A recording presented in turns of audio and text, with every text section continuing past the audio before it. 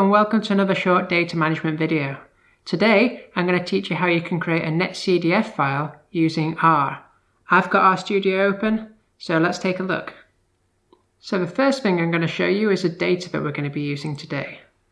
I've created this data in Excel. It's dummy data, so don't look too much at the values. What we can see is we have a depth profile of data where we are sampling different temperatures and different practical salinities. So this could, for example, be from a ACDD or something like this. We can also see that we've got a missing value here in B5, where for some reason we don't have a temperature recording. So I'm going to show you how you can handle that and let the data user know that there hasn't been a data value collected at this depth. So today I'm using temperature and practical salinity as my two variables, but what you learn in this video should be transferable to any variables that you might have in your data. So let's go back to RStudio. The first thing we need to do before we get started is install the packages that we need to use in the script. So you can do that with install.packages. The first package we're going to use is ReadXL, which helps us to read Excel files. And we're going to use install.packages and load in RNetCDF. Okay, the next thing to do is load those libraries that we've just installed. So you do that with the library command, readXL, this time not in quotation marks for some reason, and load the library for RNetCDF. So the next thing we're going to do is load our data into RStudio. So we can do that. We can create an object called data. The syntax is really easy. It's just ReadXL and the name of our file. So I'm going to check what I call this. 01 dummy data depth profile. So I write that here.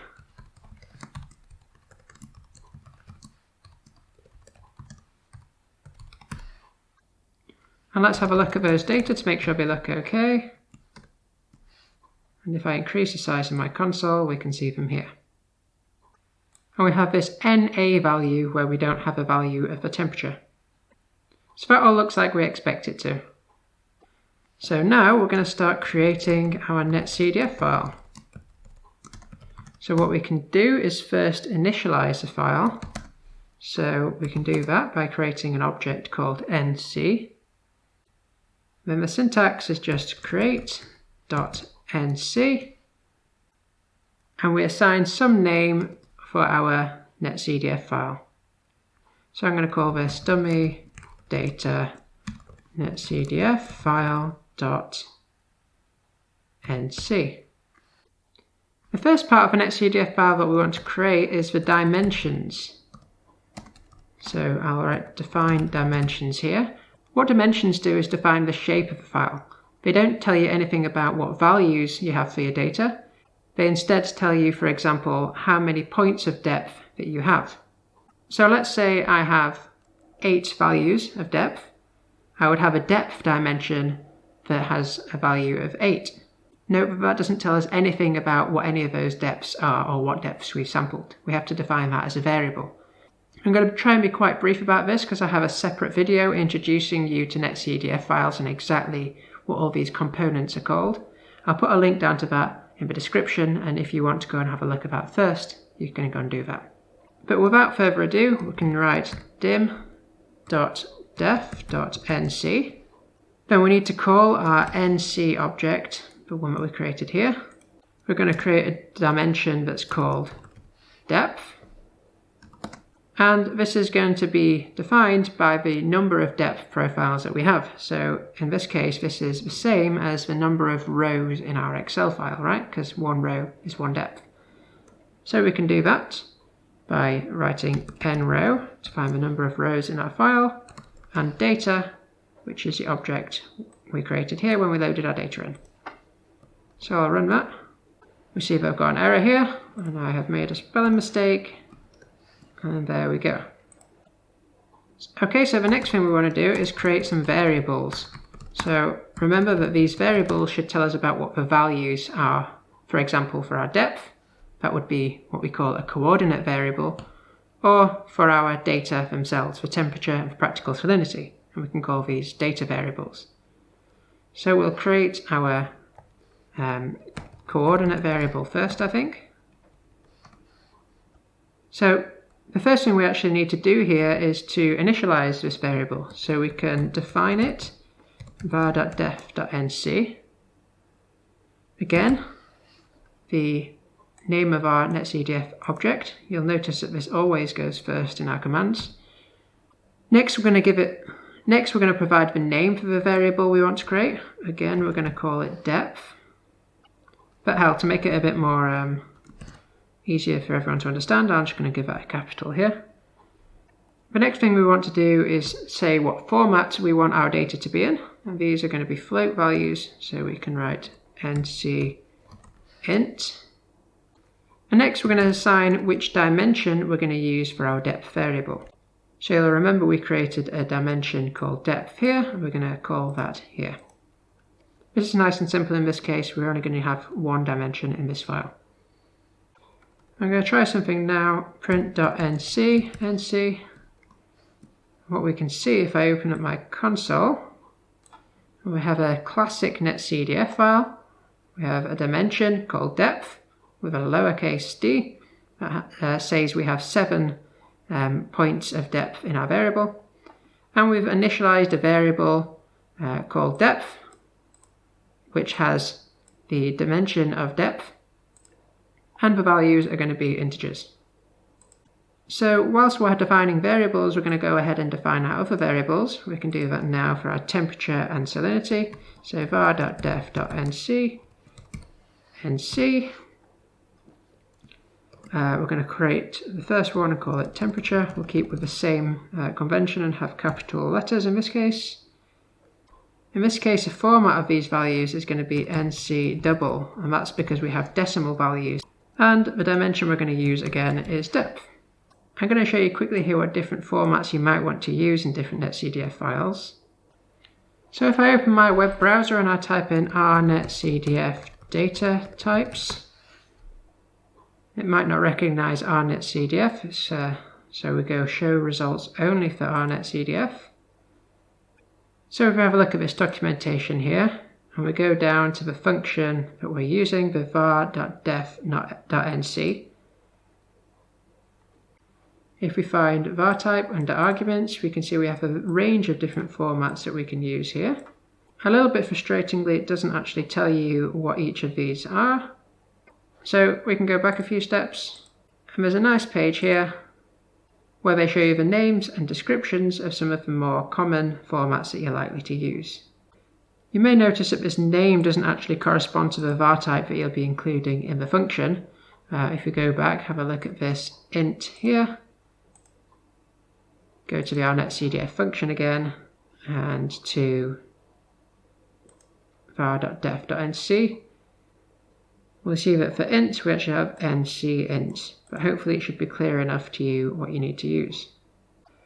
Okay, so back to our studio. You might see that I have gone ahead and defined another variable for the practical salinity. So the next thing that we need to do is actually put some values into our variables. So we can do var.put.nc this time. See, the syntax is quite nice in this case. nc, as always. Then we're going to reference a variable that we're going to put our values into, so we're going to reference depth first. And now we need to reference our column of values. So the object that we loaded in from Excel is called data. So we can write data, a little $, and we can see it's actually provided us with a list we can choose from. So we're going to go ahead and do this for all of our variables. var.put.nc, nc temperature, and data temperature, and var.put.nc nc practical salinity data practical salinity. If I go ahead and run both of those lines, And let's have a look at our NetCDF file now. So we can do print.nc. If we open this up, we can see our variables have been defined, but we can't actually see the values for our variables using this function. So how do we check that they've been put there okay? Well, we can try var.get.nc, state which object we want to get our variable from, which is nc again, and our variable name depth, and let's run this. And we can see on our console we have our values here that have been put into our NetCDF file, and then we've taken them out, or we've got them out. So we can remove this, we don't really need this here. So great, we have all of our data in our NetCDF file, but what we also need to add is some metadata. The first thing we're going to add is some variable attributes. So these are attributes or metadata that describe each of the variables. But before we do that, we need to decide which attributes we need to assign to each of our variables. So let's hop back online again. So I'm going to recommend that you follow the ACDD conventions. They're the attribute conventions for data discovery. We can find them online here. And also the CF conventions, which stands for the climate and forecast conventions, because NetCDF files and the standards around them were initially developed for climate and weather data. So we can click here to open the latest version of the CF conventions. So why do we need to follow two different conventions? Well, on one side we have the CF conventions, and they tell us about how the different NetCDF files can be structured, depending on what different data you have. This is quite an extensive document, and you don't need to read all of this, but what this means is that if you have any questions about how to structure your NetCDF file, this should be the first place you come. So the CF conventions do that very well. They also provide recommendations for which attributes you should be assigning to your variables. We can see that the list of attributes that they recommend to assign to the whole data set, the data set as a whole, what we call global attributes, the list is quite short. And in most cases, we need more metadata than this. So that's where the attribute conventions for data discovery come in. They provide recommendations on the global attributes. This is a bit more specific, so this document is a lot shorter and basically provides a list of highly recommended, and also suggested attributes that you might want to add to your data. So variable attributes describe the variables, global attributes describe the data set as a whole. Now, for the list of variable attributes that we need to find, I'm actually going to stay on the attribute conventions for data discovery because they outline this very well here. And there are four main attributes that you should be including in every data set. We have the long name, which is, if I make this a bit larger so you can read it, a descriptive name for the variable, and this can be in your own words basically.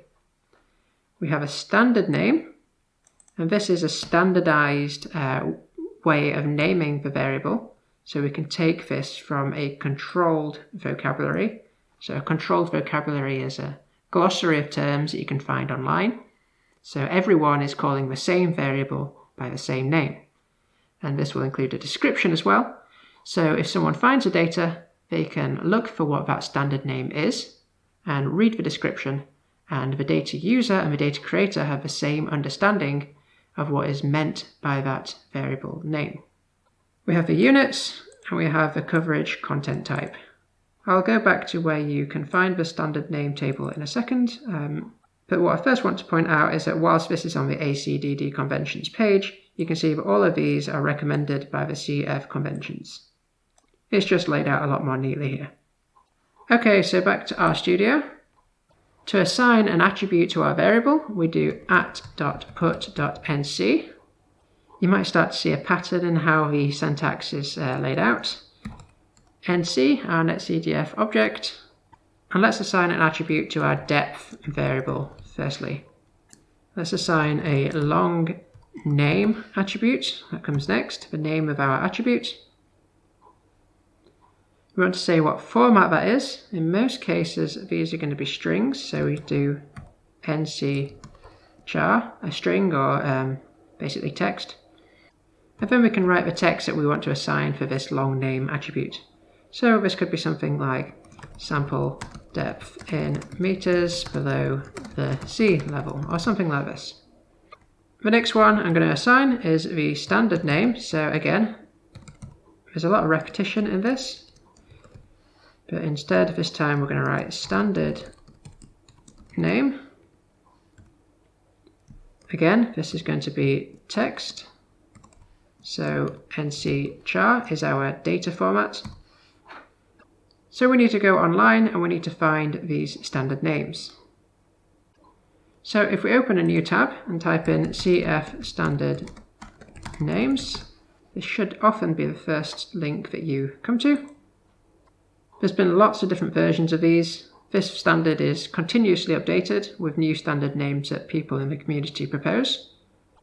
But in this case, we're just going to open up the HTML file. And we have a nice search bar here. So we're looking for depth. And we can see that there is a variable or a standard name called depth. Depth is the vertical distance below the surface. Sounds fine. So go ahead and assign the standard name depth to our standard name attribute for the depth variable. Then we want to assign some units. So this is units, and again NC-char, and meters is fine. And the final one is the coverage content type.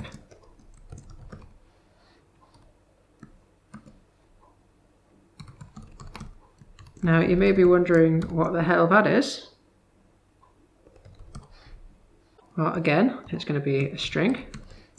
And we can go online to find what different coverage content types that we might assign are. So if we go back to our ACDD conventions, we can see in the description here that they've provided us with a couple of examples. So in this case, it's going to be a coordinate, and whilst we're here for our temperature and salinity values, it's going to be physical measurements, all one word, capital M, lowercase p. So we can write coordinate here.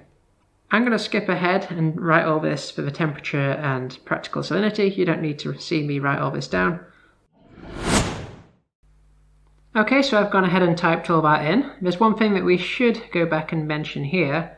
If you remember, we had a missing value for our temperature here. So what we need to do is assign what we call a fill value.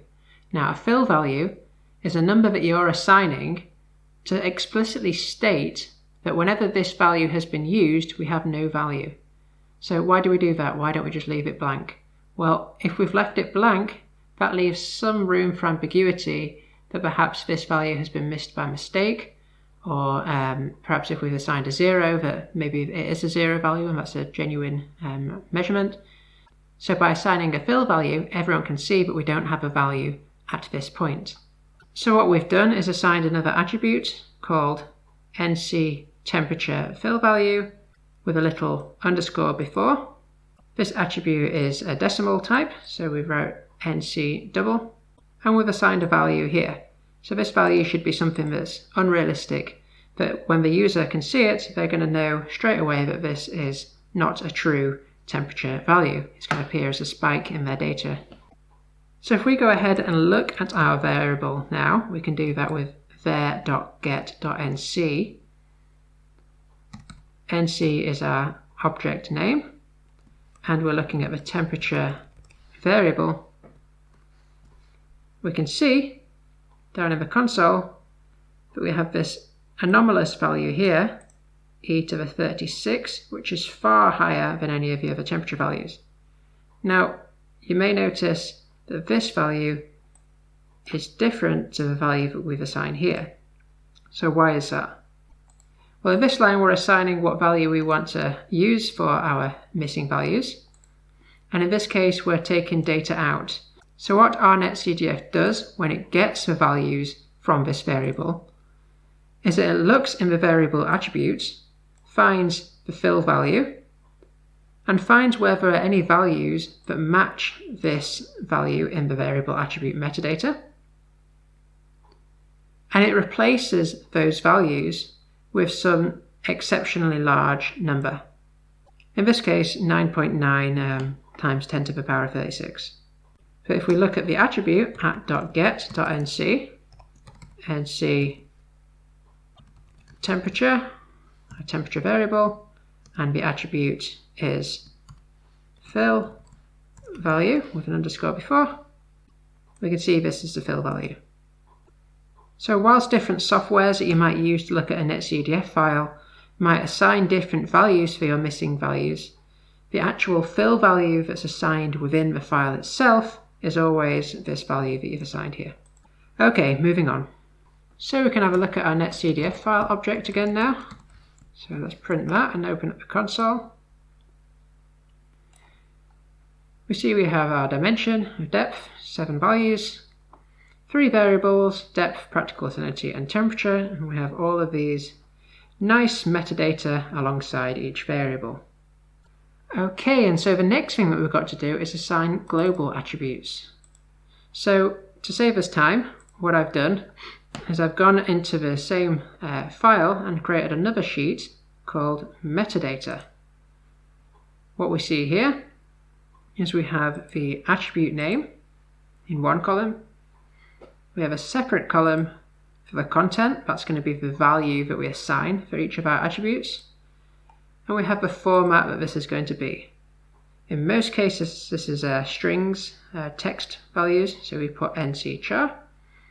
In some cases, we might want to assign some numbers. So we have these ones here, the coordinates, geospatial, lat min, long min, lat max, and bon max. So this is our bounding box.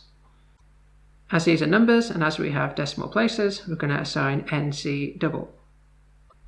Some of you will notice that there's a couple of missing values in here. We have the history and the date created attributes.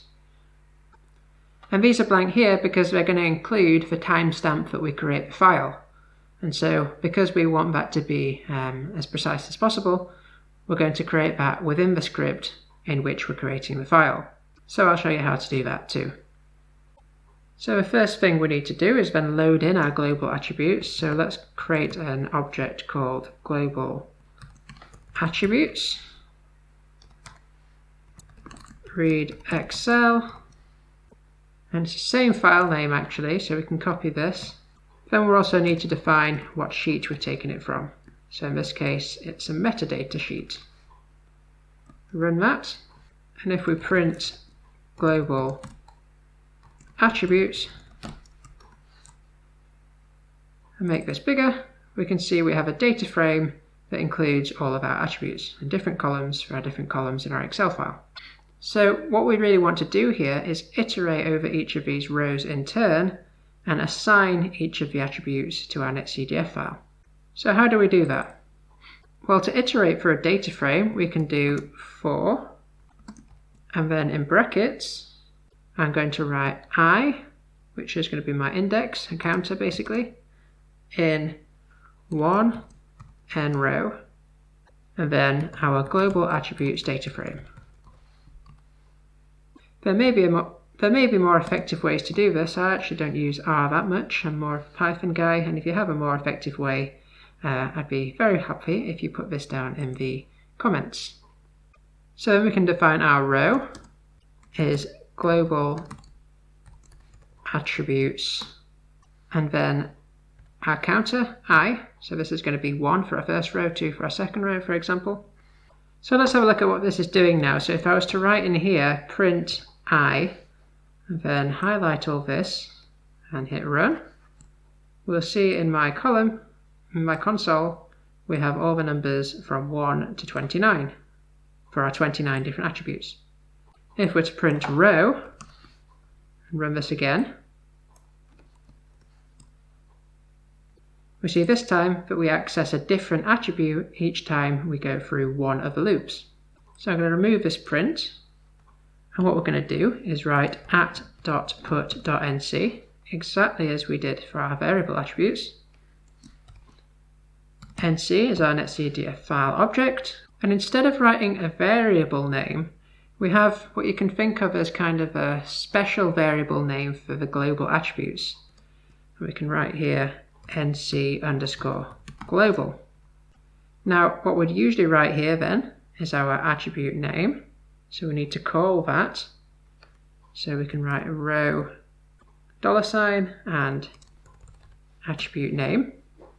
The next thing is our format. So then we would write row format. And finally, we have the value that we're assigning for that variable. So we're going to write row and content. Now, this is going to fail if you watch this. If I run all of this, we see here incompatible data for external type. So what this is telling us is that the content is in a different format to our format, and so it can't understand it. Now, why that is because if we go back to our metadata sheet, when this column of data is read in, it's not going to assign a different format for each of these different rows in this column.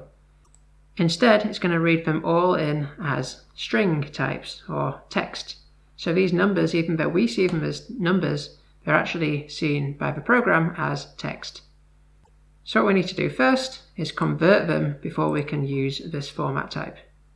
We can do that within our loop. We just need to use an if statement. So what we can do is write if, and then in brackets, row format,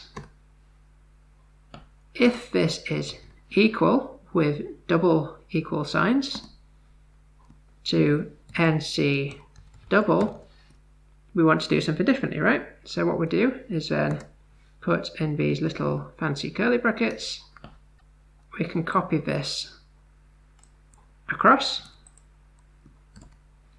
But instead of this here, printing it as a text value, as a string, we can write as double. Then we need to include this in brackets. So what this is doing is converting our value into double format to match the format that we're assigning for our attribute. Now we don't actually need this. We're saying that this is going to be double in each case, so we might want to hard code this in as NC double in this case. So if a row format is double, convert it to double and then store it as double. But then we want to say if it's not a double format, do something different. So we put else,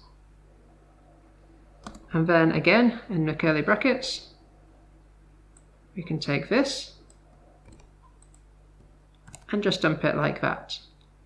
Now that should run just fine, but again we know that in every other case it is character formats or text. So instead of writing this, we might want to hard code this as NC char. And some of you might have seen that there's a little cross here where we have this colon. Sorry, this is a hangover from using Python. So if I run this now, hopefully it will run without error. Okay, we've come up with another error message. Cannot find the function as underscore double, and that's because it should be as dot double. So let's run that again. And now let's have another look at our NetCDF file. Print.nc, nc, and let's full screen this. Now what we can see, we have first our dimensions, then our variables, then if we scroll down we have all of these global attributes, all in different formats. So we have our character formats for most of our variables, and then we have our double formats. Now you might remember that we were going to handle our history attribute and our date created attribute separately, so we could include the current timestamp for those. So let's do that, make this a little bit smaller I think. So first I'm going to create a string for our timestamp. I'm going to call this dt now, or the date time now. So what we do here is sys.time, and if we run this and print the value for dt now, we can see we have it here, the current time. But actually we want to format this in a certain way. What we want is this to be compliant with the ISO A601 standards. So what we can do is go and have a look at what that means, A601. If we look at the Wikipedia page here, and we just zoom in on the top right, what we can see is all these different formats here. And to provide as much detail as possible, we're going to use this. And this is in UTC time. So +00, or GMT in other words. So we have year, month, day, a capital letter T, time in hour, minutes, seconds, and then a Z that denotes the time zone. So within this, we're going to write then format, and first is TZ, which is our time zone, and we're going to write in quotation marks UTC, and then we're going to write a funny string here, so we're going to use a percent sign, and we're going to write FT, %R, a colon, %S, and Z. Now, what the hell have I done there? So, %F tells us to write the date in a certain format, then we're printing the letter T, then %R is the hours and minutes, colon, %S is seconds, and then Z to print the letter Z. I'm not going to go too much into where that comes from now, so instead we're just going to print this, and print the DT now, and now we can see we have a string in UTC time, which is 2 hours before the hour that I'm recording this video. So now we want to overwrite the attributes that we've already assigned for the relevant attributes. So at.put.nc again, nc is our object. Again, it's the global variable, it's a global attribute, so global. We can do that first to the date created, which is again nc char. If we go back to the ACDD conventions, what we can see is if we find date created, this is the date on which this version of the data was created. If you modify the file, you also need to change this date created attribute. And the ISO A601 format is recommended, and that's what we're using here. So then we can just write DT now and assign this. The second is then the history, NC global again, and the history attribute. I'm going to just assign this as NC char, and then we'll go and have a look at what that history attribute means. So if we go to history here, not this one, at the top, what we can see is this provides an audit trail for modifications to the original data. And if we want to do this right, well-behaved generic NetCDF applications should append a line containing date, time of day, username, and program name, and different command arguments. So we're going to do this. We can just write our string. What we want to do is take this variable name and append it to another string. So we're going to write file created using RNetCDF, lowercase, by Luke Marsden at, and then we're going to append to this DT now. And then we put all of this within a paste function. And what this does is paste together the first string with this second string. So we're going to go ahead and run both of those lines. You can see we have a problem here, and if I look up you can see that I have not spelled this correctly. Try and run this again, and there we go. So finally we can print our NetCDF file one more time. We can make sure that we've updated those attributes correctly. So if we go to date created, we can see this here, and the history is up here. So let's minimize that again, and now the last thing we have to do is close our file. So that's just close.nc, and the name of our object. We run this, and hopefully if we go into the directory that we've been working in, we can see it. And here it is. So what we're going to do now is load that file back in, just good housekeeping to see if everything's been done okay. So we can create an object NCIN, and the command is open.nc, and I'm going to go and find my NetCDF file's file name, paste the file name in here, and run this. And if we print that, print.nc, ncin, there we go. So that's everything. If you found it useful, please hit the thumbs up, hit the subscribe button. It really helps more people find this content. And if you've made it all this way to the end, thanks very much for watching. See you next time.